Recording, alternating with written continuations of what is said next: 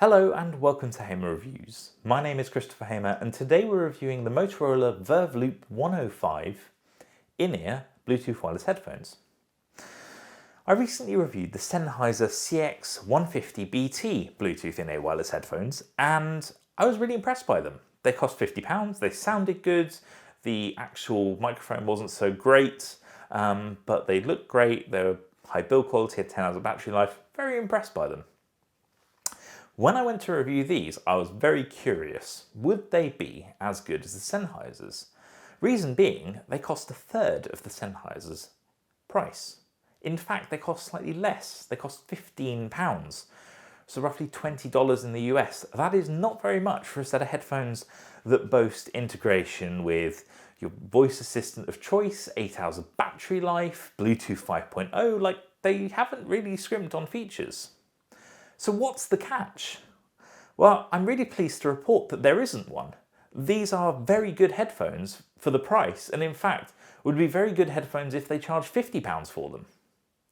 8 hours of battery life I think is fine. The Sennheisers might have 10, but the fact of the matter is, if you're using them for 8 hours, you're probably gonna be able to charge them at some point in between then, so that's absolutely fine.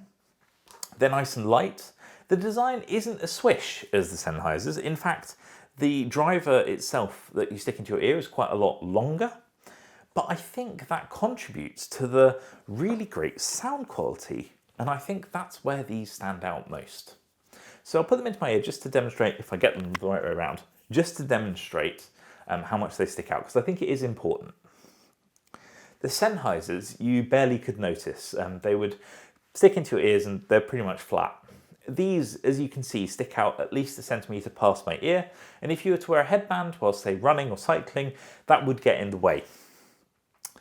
But I think if you're not doing that, these are absolutely fine. They have lovely little rubber grommets that stick out and fit into your ears to hold them in place, so if you're running, they're not going to get into your way. And I think because they have this longer design, they've managed to fit larger speakers inside them, and that's led to much better bass response compared to most in-ear wireless headphones I've tried at even the £50 price point, or even more in fact. The bass is really heavy in a really good way. It's punchy, it sounds good, it brings songs to life. Yes, the clarity isn't quite there, they're a tiny bit muffled at this high end, but I don't think that that's so damaging because they have this great bass response. If you listen to mostly electronica or rock or anything that sort of needs that bass side of things, these are probably a better choice than the Sennheiser headphones.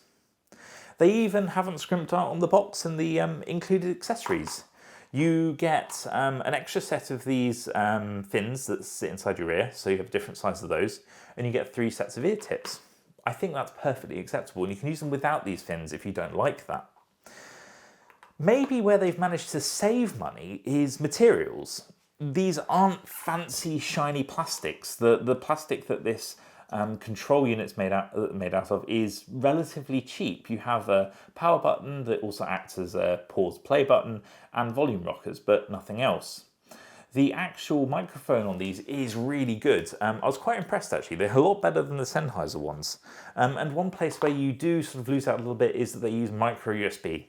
I utterly hate micro USB, and I will often say that it's the downfall of a product if it's expensive and uses it, because it's a connector that is prone to breaking. But when we're talking about a £15 set of headphones, I am not going to complain about the fact they don't have USB-C. I think at this price point, that's completely acceptable. So it's pretty much a resounding endorsement of these. I can't find much I don't like. Besides the slightly cheaper plastics, these are as good as any set of £50 headphones that I've tried, if not better. Great sound quality, good voice quality, 8 hours of battery life. Literally, what more could you want for £15? Definitely better than any included headphones with a phone that I've ever tried. So if you want a nice upgrade to included headphones, these are definitely it. And they're definitely better for sport than most of those as well. I hope you found this review useful. I'm really impressed by these Motorola Verveloop 105 headphones. I'd love to hear what you think, so pop in the comments below any thoughts you have about these, especially if you own them. Are you as impressed as I am? Equally, if you like this video, do give it a thumbs up. And if you haven't already, please do subscribe. It really does help. On our way to 1,000 subscribers now, so any extra subscribers would be greatly appreciated. Thank you very much for watching, and I'll see you again next time. Goodbye.